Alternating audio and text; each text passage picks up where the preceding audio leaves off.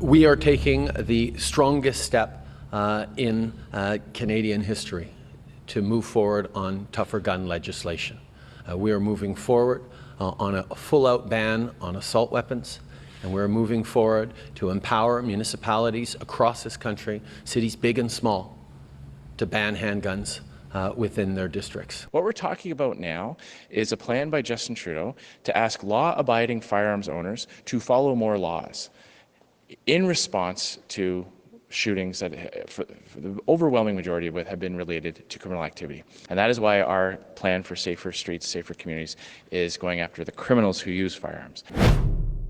On the campaign trail, the Liberals and Conservatives are pitching competing plans to tackle gun violence in Canada. Justin Trudeau says he would help cities restrict or ban handguns. Andrew Scheer says he would go after the criminals who smuggle guns into Canada and commit violent crimes. But how many guns actually get stopped at the border right now? And how many guns do police seize?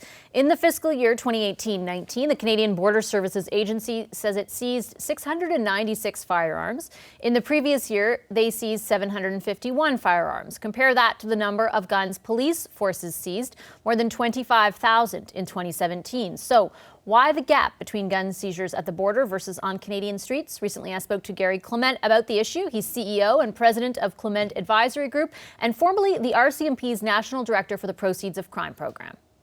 Oh, hi, Mr. Clement. Great to see you. Great seeing you, and thank you very much. No, my pleasure. Great to have you in studio. So let's talk a bit about this discrepancy between the number of guns or handguns, etc., different types of firearms seized at the border versus the total seized in the country. Why is there such a discrepancy?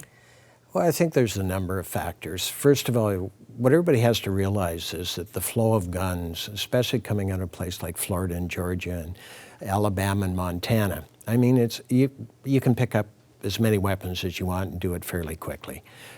We have, as you know, Canada is a huge border between the United States and Canada. We've known for years that there's a real flow of guns that flow, especially across Akwesasne and some of the other border points. We know organized crime is involved in it. Police statistics, I think, are wrong in the way they collect the stats. They talk about crime guns rather than guns used in crime, and I think that's another thing. What's the difference?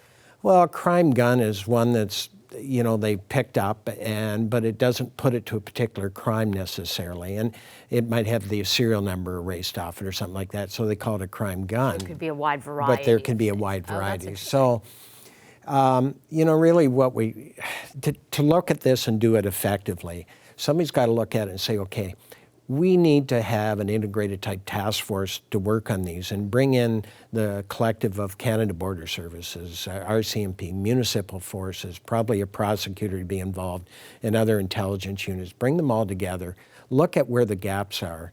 And, you know, if the government wanted to really be effective in this, they would treat it very similar to what we have with the human trafficking that's been done. You know, it's a collection of public-private partnerships, and all of a sudden we're making a phenomenal, effective results.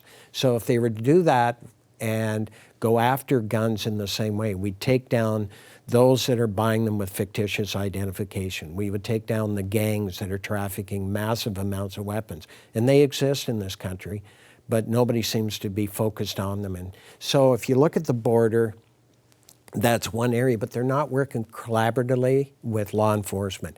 So we really need the two of them to start working together.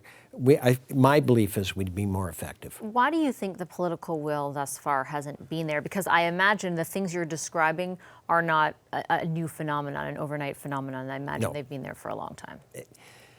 Well, I think, first of all, election year, it's great to throw at all kinds of, we'll give money to this, we'll give money to that. We have a lot of gaps right now in the whole criminal enforcement milieu, from proceeds of crime, where we're almost a laughingstock in the world, to the gun problem now, and we're seeing it in our cities. And so what we're getting is what I would consider very knee-jerk reactions. You know, municipalities saying, well, we're going to ban guns in a municipality. It's not legal guns that's the issue, it's the illicit guns. And the only way you're effective in that is, first of all, going after the organizations, but also going after their financial wherewithal.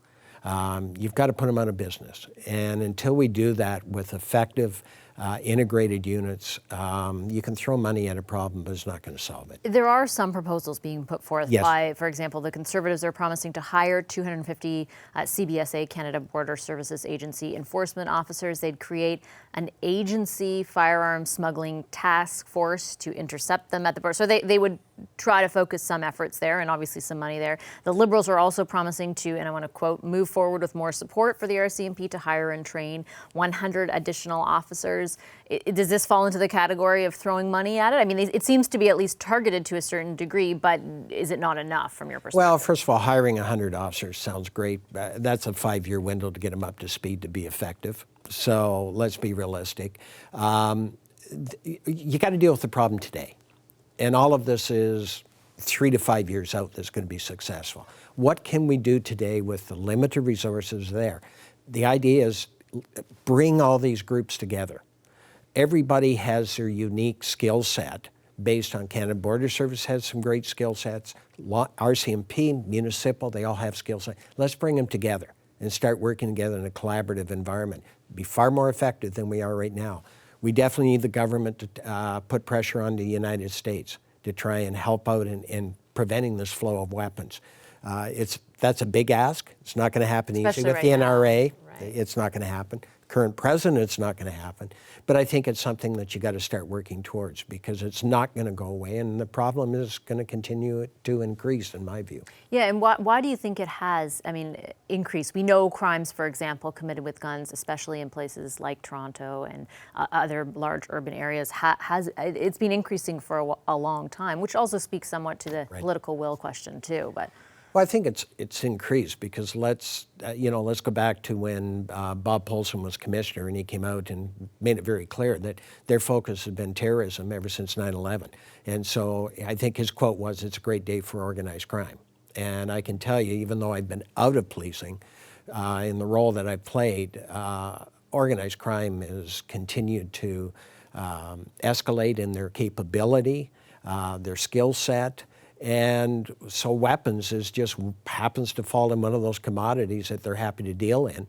And when you got no enforcement, it's pretty easy to continue working in it. So that enforcement has to increase. Municipal policing is trying to stem the tide. Ottawa Police has their problem here. They try and do it. OPP has had a guns and gang, but it's working independently rather than working in collaborative and bringing all these skill sets together, because that's what it's going to take. You touched on the possibility of a municipal ban on guns. That is something sort of floated by the Liberals. It's part of what they say that they would work with municipalities to enable them to restrict guns in some way, handguns in some way. Another big topic throughout this campaign has been just the idea of a universal ban, of a ban right across the country of a national ban rather of handguns. Do you think that would be effective? Well, first of all, you're really taking people that are 99.9% responsible for their weapons. They're following the rules, and anybody that's gone through to get their restricted firearm license, it's not an easy task. You go through a full course, and you got to be screened in the whole 9 yards. So it's not something that every person in Canada can get. So you're saying to people that are being responsible, then we're going to take your guns away. Don't get me wrong, I'm not, I called guns a necessary evil when I was in policing, and I was glad to give them up. But the reality is there are people out there, and I know several that are very responsible with them. They control them very well. They're locked away. Those aren't the guns you're seeing in the street. And so we're going to take legitimate guns from legitimate people away from them. And we're going to have a municipal bylaw, which will maybe amount to a $1,000 fine if they're caught. It's not a criminal offense.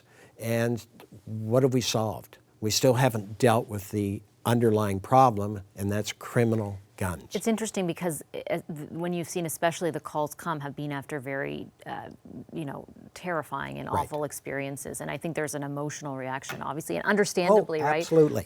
from people involved. And I guess it's difficult for political parties to try and navigate what seems like a lack of real hard data, combined with the emotions that are involved for people who have to go through these awful, awful events. Oh, absolutely. You get the shooting that occurred in Toronto on the streets.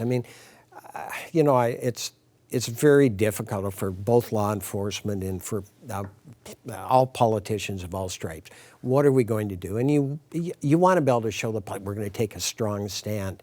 I believe in taking a strong stand, but let's do it the right way. I mean, let's go after those that actually are causing all these problems.